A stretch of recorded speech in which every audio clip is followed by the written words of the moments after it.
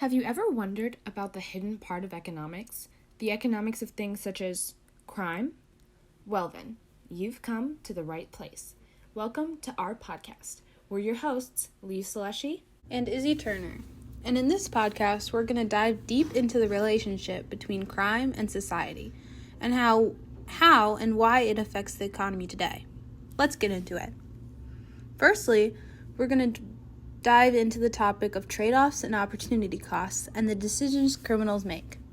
We're going to explore the choices they face, weighing the potential rewards against the risks, and including the possibility of arrest. But first, let's define what a trade-off is.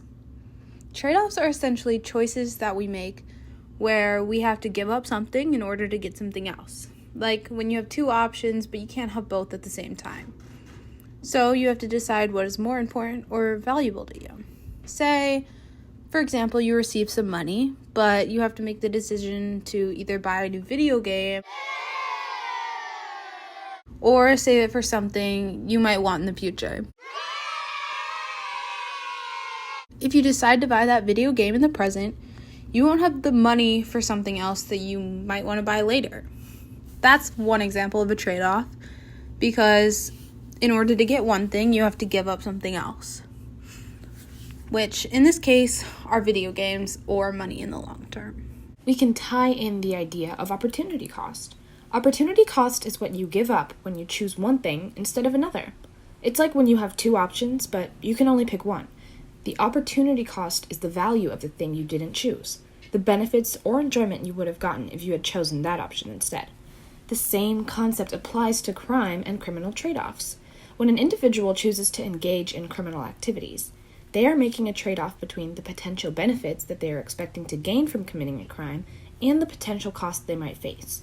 This trade-off involves comparing the immediate gains from illegal activities to the possible benefits of legal alternatives, the opportunity cost.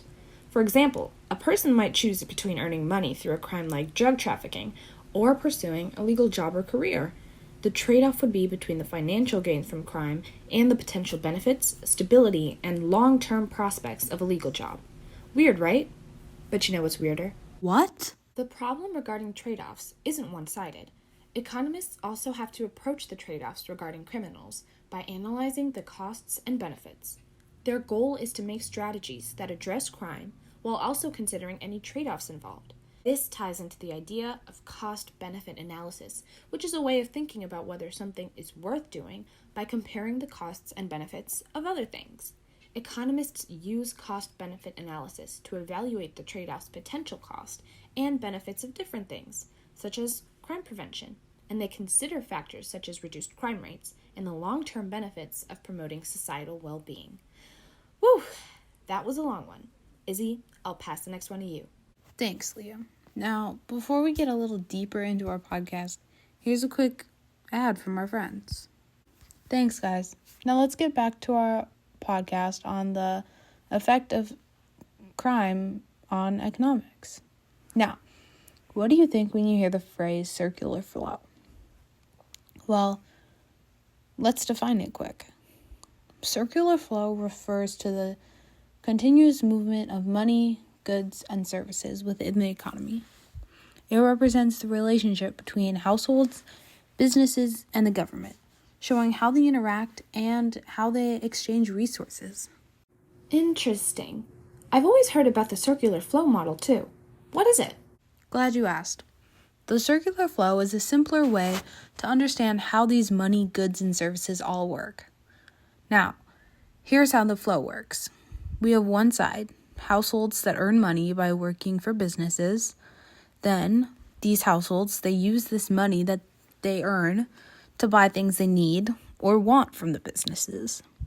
The businesses then use the money that they earn from the people buying stuff to sell goods and services and pay their workers, cover their expenses, like electricity and water, sewage. The money that is paid to these workers eventually finds its way back into the businesses when workers spend it on products, like previously mentioned.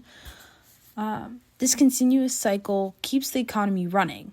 What a fascinating concept. The real question is, how does circular flow apply to the economics of crime? I was getting to that. Oh.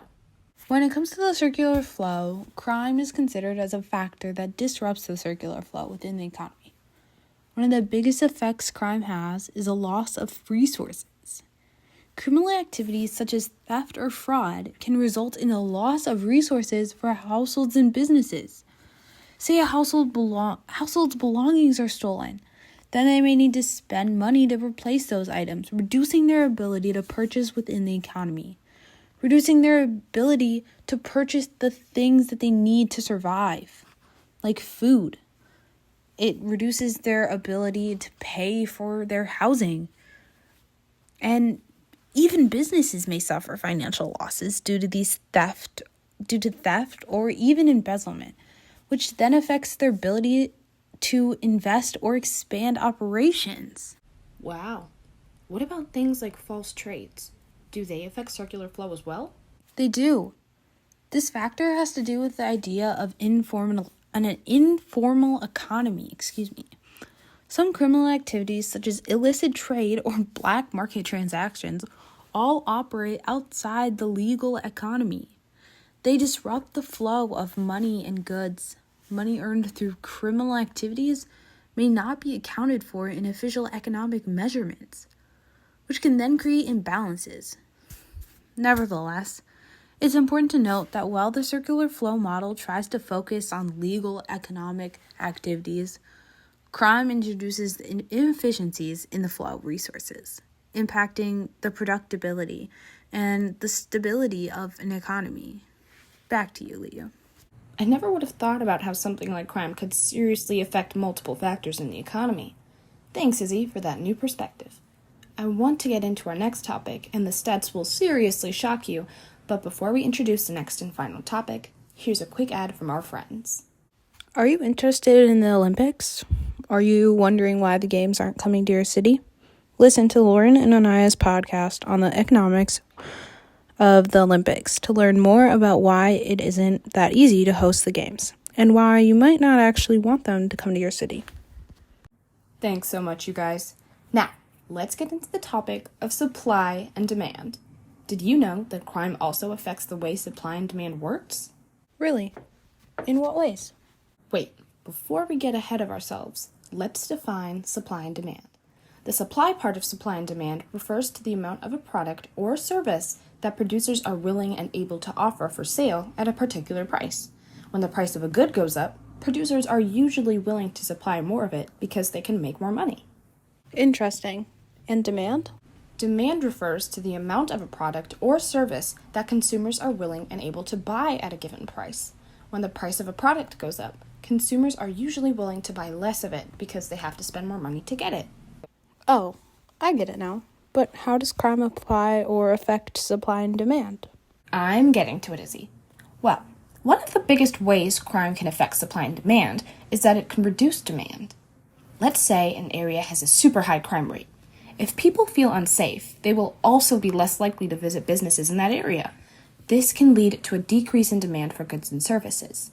Another way crime can affect the economy is the fact that crime can increase costs. If a business is operating in areas with high crime rates, they may need to invest in certain security measures to protect their property and, of course, their employees. Additional costs like these can then increase the cost of production, which can then drive up prices, leading up to a decrease in the supply of goods and services. That's fascinating. Really, eye-opening to see how things like theft can disrupt the flow of goods and services. It's clear that crime definitely has a more far-reaching implications beyond the immediate acts themselves. Thanks, Leo. Would you look at that? We're out of time. But before we leave, let's do a quick rundown. In conclusion, crime can actually change a lot about what we know when it comes to economics. We learned about how crime has to do with the idea of trade-offs and decision-making, and discussed how crime ties into the idea of the circular flow and how it affects the flow between money and the goods in the economy. We learned about how crime can cause problems in the supply chain, making it harder for us to get the things we want. It can also affect demand with businesses having to spend more money on security, making prices go up for consumers. Ultimately, Understanding the economics of crime makes us want to identify more strategies, but also solutions that promote a thriving economy, safe businesses and consumers, and better conditions for a more prosperous society. Thanks for tuning in on tonight's podcast, everyone. This is Liu Slushy and Izzy Turner signing out.